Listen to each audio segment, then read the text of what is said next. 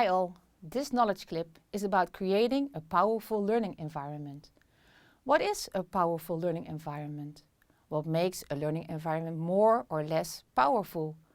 What should a powerful learning environment look like? And how do you create a powerful learning environment? First, we have the innovative teacher. There is a lot of evidence and research which proves that great teachers get great results.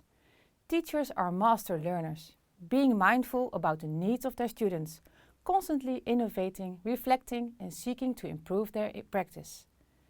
Then we have the engaged learners. The engagement of students is influenced by many external factors and systems. One of them is the content, the teacher effectiveness, a certain internal engagement factor that each student has, and there is the environment. An engaged student is more receptive to content and instruction. The third part is the meaningful content. This is, besides the innovative teacher and the engaged student, the third party. Meaningful content means designing authentic and deep learning opportunities. Authentic as in make it real for the students, relevant in practical situations and real assignments. Being clear about the skills and knowledge that the students need to develop and help them to see value in a lesson, an assignment or an assessment. And so the innovative teacher, the engagement of the student and the meaningful content contribute to a powerful learning environment. So, what is the powerful learning environment? It doesn't just happen when you throw together teachers, learners and content. It really relies heavily on the individual qualities of these elements. Learning environments allow us to understand the interplay of all measures, materials and forms of guidance aimed at facilitating people's learning. Learning environments can relate to the micro level, a concrete situation here and now. But they can also relate to the meso level, the bigger parts and a combination of concrete situations. But what makes a learning environment powerful? De Korte wrote already in 1990 about powerful learning environments. That learning environments are powerful when they leave enough space for independent learning and structural guidance. Lodewijks, a couple of years after, put more emphasis on the input of the student himself, and he described 6 aspects of a powerful learning environment. The environment needs to be rich and complete. Invite students to be active. It shows the relevance of all their actions, their learning, their thinking and their effort. Students need to experience that learning is connected to a certain situation and a certain content. Modeling and coaching by the teacher is an important part also of a powerful learning environment. And the last aspect is to go from a lot of guidance and modeling to a minimum of guidance and from very little responsibility of the student to a lot of responsibility. So back in the 90s, we were already starting with thinking about and developing powerful learning environments. The OECD did research on the powerful learning environment nowadays, and they distinguished principles of learning to design such a powerful learning environment.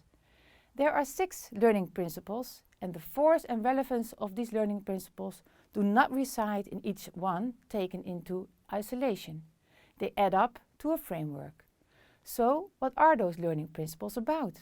The first one is the learning environment recognizes the learners as its core participants, encourages their active engagement and develops in them an understanding of their own activity as learners. This principle is about engaging the students, so their learning becomes meaningful. The students will come to understand themselves as learners. They can organize and monitor their own learning, but also come to an understanding to the learning of their peers. Then there is the second principle, and that is the learning environment is founded on the social nature of learning and actively encourages well-organized cooperative learning. Learning through interaction with teachers, peers, other educations, but also with the industry, face-to-face or at a distance, using all kinds of media like discussion boards, blogs, forums, etc. For all students have to be activated. The third principle is about the learning professionals within the learning environment. They are highly attuned to the learner's motivations and the key role of emotions in achievement. It is not about being nice, but it is first and foremost about making learning more effective. It is an integral part of developing personal strategies for successful learning. Then we come to learning principle 4. The learning environment is acutely sensitive to the individual differences among the learners in it, including their prior knowledge. Students differ in their abilities, competencies, motivations, emotions, but also in their linguistic, cultural and social backgrounds. It is a challenge to be sensitive to these differences, for they affect learning significantly. Technology can help to individualize information, communication and materials. But also implementing virtual and blended learning, the use of formative assessment throughout learning environments, and the learning becomes more personalized. The active role of learners themselves becomes more powerful. The fifth principle is that learning environments devises programs that demand hard work and challenge from all without excessive overload. The students' capabilities are not fixed.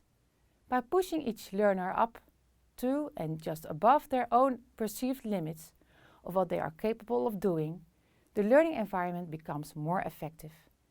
It is about optimizing learning across the whole range of achievement and interest, looking for innovative ways to stretch all learners. And then there is the sixth principle.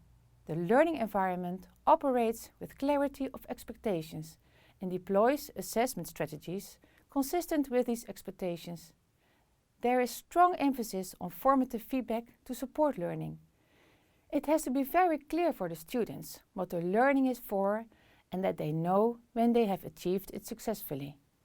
But it is also about the assessments being sensitive to individual strengths and weaknesses, making them learn from the assessment by giving feedback.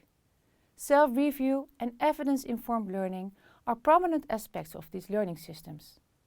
The last principle is about the learning environment strongly promoting horizontal connectedness across areas of knowledge and subjects, as well as to the community and the wider world. This means integrating knowledge around the key concepts, interdisciplinarity, but also making connections outside the school and outside the learning community.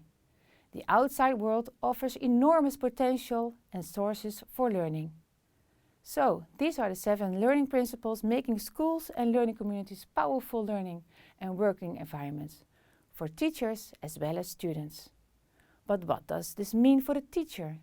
This means, for instance, that a learning environment should be a place where centrality of learning is priority for students, but also for the teachers.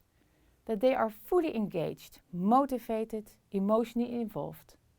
The powerful learning environment is sensitive to individual differences in the capacities and experiences of the teachers. It is highly demanding for each teacher, but avoiding excessive overload and stress, because that diminishes and not enhances performance. And at last, the expectations for the teachers are clear and they work formatively, not only in their assessments of the students, but also about their own work, learning and teaching. A powerful learning environment, a challenge, but a very nice place for both teachers and students to work and to learn. See you next time!